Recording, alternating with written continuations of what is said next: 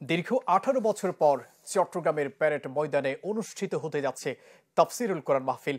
সোমবার বাদ মাগরিব শুরু হতে যাওয়া মাহফিলকে ঘিরে চলছে শেষ মুহূর্তের প্রস্তুতি। ৫ দিন ব্যাপী মাহফিলে খ্যাতনামা ইসলামী বক্তাদের বয়ান পেশ করার কথা রয়েছে, যাদের মধ্যে রয়েছেন ডক্টর মিজানুর রহমান আজহারি। প্রায় ২০ লাখ লোকের সমাগমকে মাথায় রেখে নেওয়া হয়েছে সব ধরনের ব্যবস্থা। সবশেষ ২০০৬ সালে অনুষ্ঠিত হয়েছিল এ মাহফিল, যাতে উপস্থিত ছিলেন আল্লামা দেলোয়ার হোসেন সাইদি। এরপর ২০০৯ সালে তা আবারও আয়োজনের কথা থাকলেও তৎকালীন সরকারের বাধায় তা অনুষ্ঠিত হয়নি।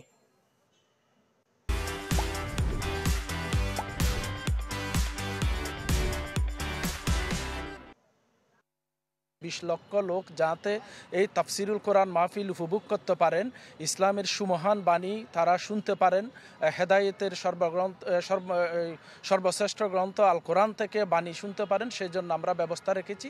প্রথম দিন আজকে আব্দুল্লাহ আল আমিন মৌলানা, দ্বিতীয় দিন আমাদের কামরুল ইসলাম সৈয়দ আনসারি, তৃতীয় দিন সৈয়দ কামাল উদ্দিন জাফরি, চতুর্থ দিন হজরত মাওলানা মুফতি আমির হামজা, পঞ্চম দিন আমাদের বিশ্বনন্দিত বর্তমান মুফাসসিরে কোরআন ডক্টর আজহারি সাহেব আসবেন।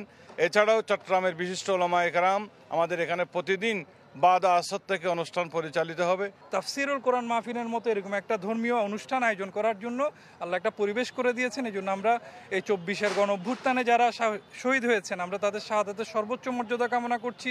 যারা আহত পঙ্গুত্ব বরণ করছেন, আমরা তাদের প্রতি গভীর সমবেদনা জানাচ্ছি।